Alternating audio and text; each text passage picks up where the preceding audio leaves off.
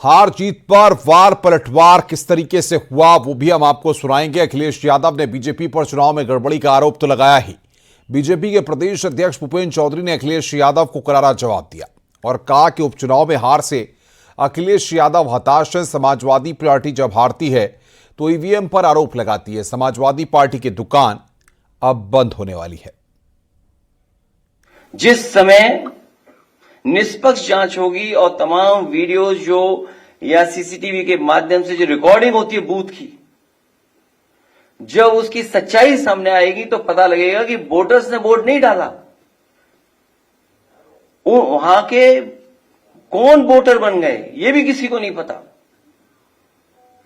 Booth के अंदर किसने वोट डाला किसी की जानकारी नहीं है।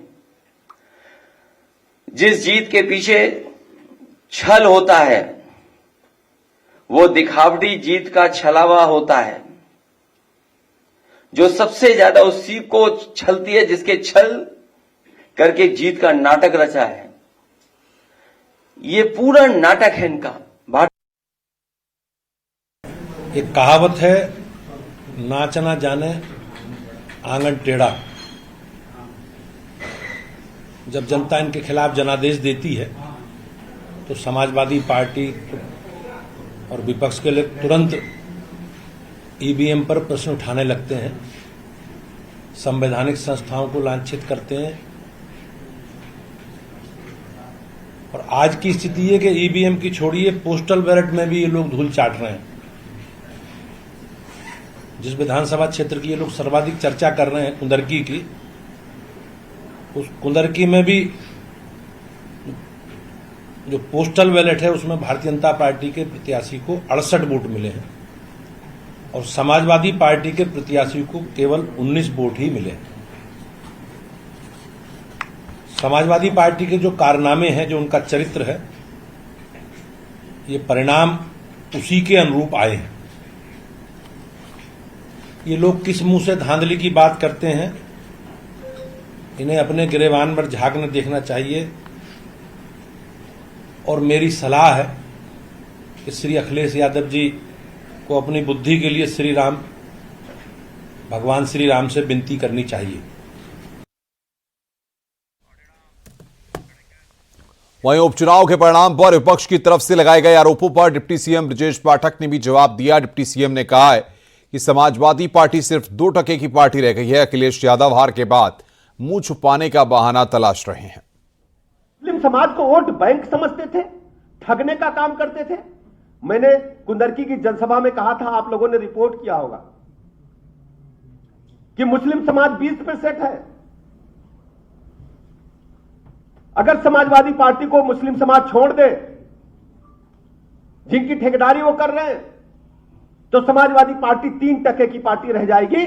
लेकिन मैं कह सकता हूं, चाहे कुंदरकी हो चाहे मीरापुर हो, समाजवादी पार्टी ने जब मुस्लिम समाज ने उन्हें किनारे लगा दिया है, समाजवादी पार्टी को, सपा 2% की पार्टी रह गई। सबसे बड़ी पीड़ा इनकी है।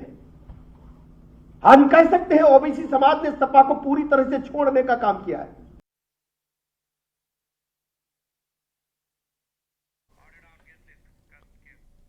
और इस पर बातचीत करने के लिए तमाम खास मेहमान हमारे साथ जुड़ रहे हैं। एसएन सिंह प्रवक्ता हैं बीजेपी के, दीपक रंजन प्रवक्ता समाजवादी पार्टी के, तमजीज अहमद साहब प्रवक्ता कांग्रेस के, संजय राणा जी राजनीतिक विश्लेषक हैं। आप सभी का बहुत बहुत स्वागत है। एसएन सिंह साहब, सबसे पहले आपके पास आ रहे हैं। उपचुनाव के जो नतीजे निकल करके सामने आए हैं, इन नतीजों ने जाहिर तौर पर आपको उत्साहित किया होगा, लेकिन समाजवादी पार्टी के जो गढ़ रहे थे उनमें आप सेंधमारी नहीं कर पाए, उसका मलाल भी होगा। अनुपम जी, देखिए, एक कहावत है जिसको भारतीय जनता पार्टी के सभी लोग कहते हैं, प्राय मुझे लगता है भारत के सभी लोग कहते हैं, क्या हार में क्या जीत में किंचित नहीं, भयभीत में कर्तव्य पथ पर जो मिला ये भी सही वो भी सही। जब एक अच्छे संकल्प के साथ एक अच्छा निर्णय लेते हुए अच्छा कार्य करेंगे, निश्चित तौर पे परिणाम भी बहुत सार्थक सुंदर आएगा। ये चुनाव था, उपचुनाव था। चुनाव मतलब चयन करने की चीजें थी। समाजवादी पार्टी ने क्या चुना? नकारात्मकता को चुना। भारतीय जनता पार्टी क्या कहती थी? हमने जो विकास के कार्य किए हैं हम उसकी चर्चा करते थे। हम कहते थे कि प्रदेश की समृद्धि के लिए, प्रदेश की खुशहाली के लिए, प्रदेश के विकास के लिए एक रहना चाहिए। इनकी तरफ से बयान क्या आता था? जो ऐसे बयान देंगे वो पिटेंगे। जब आप पिटने की बात कहते थे तो प्रदेश की जनता को लगता था कि समाजवादी पार्टी अभी सत्ता में नहीं है, तब भी इसका अहंकार उसी तरह का मारना, काटना, पीटना, बांटना, ये कैसे चाल और चरित्र है। और लोगों ने देखा समाजवादी पार्टी को 4-4 बार आशीर्वाद देकर उत्तर प्रदेश की जनता ने क्या पाया? कुछ नहीं पाया। भारतीय जनता पार्टी की सरकार में पारदर्शिता से नौकरी मिलती है, पारदर्शिता से बुनियादी ढांचे का विकास होता है। तो इस विकास के नाते सर्व समाज के लोग भारतीय जनता पार्टी से जुड़ते हैं। अब देखिए, चुनाव के समय ही समाजवादी पार्टी के एक पूर्व विधायक का बयान आता है और अखिलेश जी उसका खंडन नहीं करते। वो कहते हैं हमारी संख्या बहुत बढ़ गई है और ये संख्या 27 तक और ज्यादा बढ़ जाएगी, उसके बाद हम उत्तर प्रदेश में किसी को रहने नहीं देंगे, संख्या बल पर हम सरकार बनाएंगे। ऐसे विचार को जब आप जनता के बीच में लेकर जाएंगे तो नकारात्मक विचार होगी। जैसे आदरणीय अखिलेश यादव जी का विचार है कि अयोध्या में वो पीड़िता के साथ नहीं खड़े होते हैं, जो पीड़िता को दुख दिया रहता है उस अपराधी के साथ खड़े हो जाते हैं। कन्नौज में भी खड़े हो जाएंगे, बहराइच में भी खड़े हो जाएंगे और आवश्यकता पड़ेगी तो पूरे प्रदेश में खड़े हो जाएंगे। तो जब आप अपराध और अपराधियों के साथ खड़े होंगे, समाज के साथ नहीं खड़े होंगे, तो हमारे यहाँ कहावत है धर्मो रक्षत रक्षत। अगर आप धर्म की रक्षा करेंगे, समाज के साथ खड़े होंगे तो समाज आपके साथ खड़ा होगा। और अगर आप समाज को गाली देंगे और अपनी सरकार में भी आपने बुरे कर्म किया, वर्तमान में भी देखिए एक बिटिया जो वोट डालने जाती है, लोकतंत्र में सबका अधिकार है, मेरी चाह में जहां भी वोट। चलिए दीपक रंजन जी के पास आ रहा हूं। सिंह साहब, आपने अपनी बात को रख लिया। दीपक भाई, सवाल यहां पर यह है कि समाजवादी पार्टी दावे बहुत सारे कर रही थी, लेकिन दावे हकीकत में तब्दील नहीं हो पाए और जो परिणाम सामने आए उसमें कुंदरकी के परिणाम ने सबको चौंका दिया।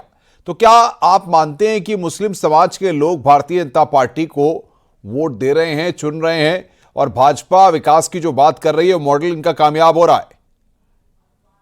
देखिए अनुपम जी, ये जनता का जनादेश नहीं है। इन्होंने लोकतंत्र की हत्या करके जिस तरीके से वोट लूटने का काम किया है, और मैं समझता हूं कि ये जनता ने ये जनादेश नहीं दिया है। और ये जो है जिस तरीके से इन्होंने लोगों को डिटेन किया रिवॉल्वर के दम पे, और मैं तो समझता हूं कि अगर कहीं ना कहीं ईवीएम मशीन की अगर कहीं फॉरेंसिक जांच हो तो एक एक आदमी ने 7-8 बार उसके फिंगर के प्रिंट्स आपको मिल जाएंगे। लेकिन मैं समझता हूं कि जांच का विषय आपने देखा होगा मतदान के दिन किस तरीके से आपके ग्राउंड सर्वे रिपोर्टर्स ने किस तरीके से जो है लोगों को दिखाया एक शर्मनाक कर देने वाली तस्वीर, जिसको पूरे देश पूरी दुनिया ने देखा आप लोग के माध्यम से, कि एक पुलिस का सब इंस्पेक्टर जो है वो नियति महिलाओं के ऊपर उनको डिटेन कर रहा है, उनको रोक रहा है वोट डालने से।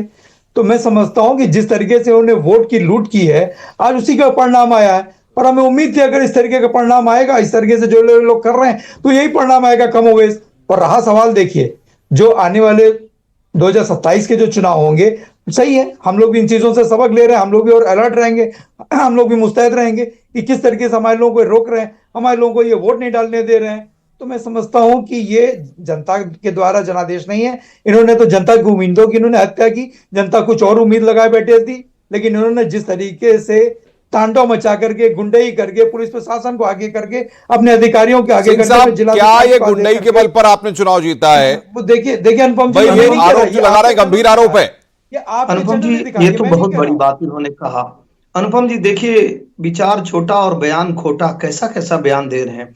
आप पूछिए कि ये भारतीय जनता पार्टी द्वारा रचित ये जो जितने आज इलेक्शन कमीशन है, सुप्रीम कोर्ट है, भारत की जो संवैधानिक संस्थाएं हैं, वो सबको भारत की संवैधानिक संस्था ने बनाया कि भारतीय जनता पार्टी ने बनाया? और चुनाव तो पहले भी होते थे, आगे भी होंगे। इनको विश्वास करना चाहिए। एक छोटा सा एग्जाम्पल अनुपम जी आपके माध्यम से देना चाहूंगा।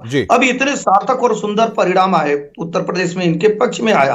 क्या उस समय पुलिस नहीं थी? उस समय प्रशासन नहीं था? उस समय चुनाव आयोग नहीं था? उस समय लोकतंत्र नहीं था? जब इनके पक्ष में आ जाता है तो उसको इनको मानना चाहिए कि हमने कुछ अच्छे कर्म किया, क्योंकि तो यहाँ तो कर्म की प्रधानता है। कर्म प्रधान विश्वकर्मा का, जो जस करे तो तस फल चाखा। लेकिन आप उसके बाद बुरे कर्म करने लगे, प्रदेश की जनता फिर आपसे विमुख हो गई।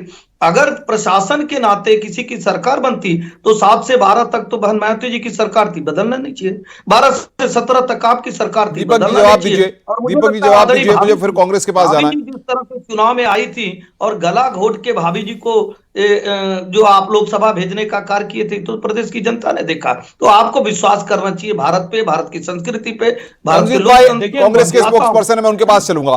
दीपक जी आऊंगा आपके पास। कांग्रेस किस तरीके से रिएक्ट कर रही है? आपका इस पूरे चुनाव में सिर्फ सपोर्टिंग रोल था, और उस सपोर्टिंग रोल में क्या लगता है आपको, काम आप कर पाए कांग्रेस समाजवादी पार्टी के लिए?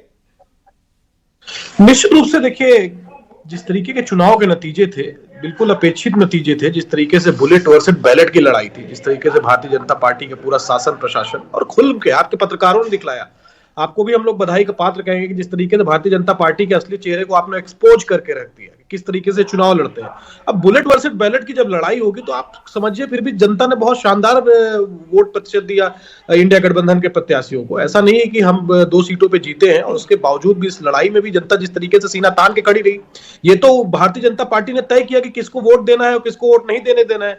उसके बावजूद भी भारतीय जनता पार्टी का आकलन पूरी तरीके से फेल हो गया। ये तो वोट वो मिले हैं हमको जिनको भारतीय जनता पार्टी अपना मान के चल रही थी, वरना तो पुलिस प्रशासन के लोग जिस तरीके से बुलेट महिलाओं के ऊपर तान रहे थे, आप समझ सकते हैं कि डर का माहौल पैदा किया गया, वोट परसेंटेज कम किया गया। आप ये भी देखिए कि जिस तरीके से चुनाव आयोग पूरा मूक दर्शक बना बैठा रहा, पूरा चुनाव में हजारों करोड़ रुपए खर्च किए जाते हैं, मतदान प्रतिशत बढ़ाने के लिए जागरूकता अभियान चलाया जाता है, लेकिन जब मतदाता मतदान करने के लिए निकलता है तो उनके ऊपर बुलेट की और रिवॉल्वर थोड़ा सवाल में जवाब लूंगा। संजय राणा जी, राजनीतिक बहुत विश्लेषक हैं आप, दुर्भाग्यपूर्ण है। क्या क्या क्या मायने निकाले जाएं इस पूरे उपचुनाव के, क्या मायने निकाले जाएं और कितना लगता है आपको पॉलिटिकल पार्टी को मोरल बूस्टअप करेगा ये चुनाव? 10 सेकंड में बात खत्म करो। देखिए, गुड इवनिंग मैं फॉलो पे। देखिए अनुपम जी, कल हम सुबह आपके साथ थे 8:30 बजे, मैंने बोला था 7-2 का रहेगा और 7-2 का ही रिजल्ट आया है। और चाहे वो पक्ष हो या विपक्ष, दोनों को जनता का सम्मान करना चाहिए, जनता के मैंडेट को एक्सेप्ट करना चाहिए और कहीं को जो खामियां रह गई हैं उसको दूर करने की कोशिश करनी चाहिए। लेकिन ये सिर्फ आरोप लगा देना कि हमारे वोटरों को वोट नहीं डालेंगे, बड़ा ही निराधार है, बड़ा ही शर्मनाक है। क्योंकि आपका वोटर एक एक जनता है, एक एक जो प्रदेश का वासी है वो है। कोई एक वर्ग का आदमी आपका वोटर नहीं हो सकता, अपने वर्ग के आदमी को वोटर नहीं बोल सकते। आपको सबका सम्मान करें। सिंह साहब, मैं आपके पास आ रहा हूं, वक्त की मेरे पास कमी है क्योंकि अखिलेश यादव कह रहे हैं कि उपचुनाव से ध्यान नतीजों से हटाने के लिए संभल की घटना को किया गया। समाजवादी पार्टी भाजपा पर बड़ा आरोप लगा रही है।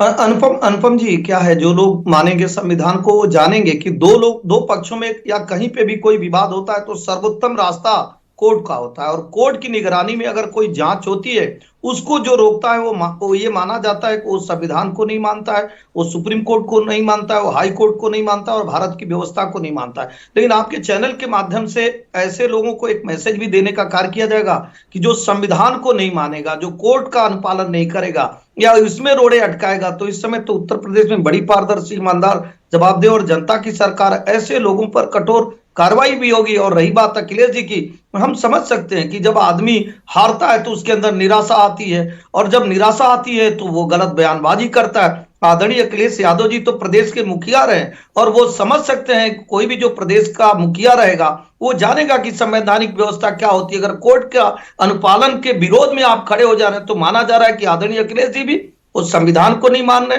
भारत की व्यवस्था को नहीं मान रहे और कोर्ट के आदेश को नहीं मान रहे। क्या कहेंगे आप दीपक भाई, जब इस तरीके से आरोप लगेंगे, अगर हिंसा होती है और उसको आप भाजपा की देन बता देंगे तो सवाल तो खड़ा होगा। देखिए अनुपम जी, वोटों की लूट करके, बेईमानी करके जीत जाने से इतना इतराने की जरूरत नहीं है। मैं तो समझता हूं कोई जीते कोई हारे, लेकिन लोकतंत्र जीवित रहना चाहिए। 20 तारीख वाले दृश्य ने सबको हिला करके रख दिया। अब तक के पॉलिटिकल हिस्ट्री में या इतिहास में इतना शर्मनाक दृश्य किसी ने नहीं देखा होगा। और जैसा कि हमारे साथी प्रवक्ता भाई कांग्रेस के, उन्होंने बताया कि निश्चित रूप से आप लोग का आभार प्रकट करना चाहिए। भाई चैनल के आपके मीडिया कर्मी जो हैं, आप लोग भी लोकतंत्र का एक मजबूत हिस्सा है। जो आप दिखाते हो वो हम देखते हैं। भाई, मेरे पास वक्त की कमी है, आप सबको मुझे रोकना होगा।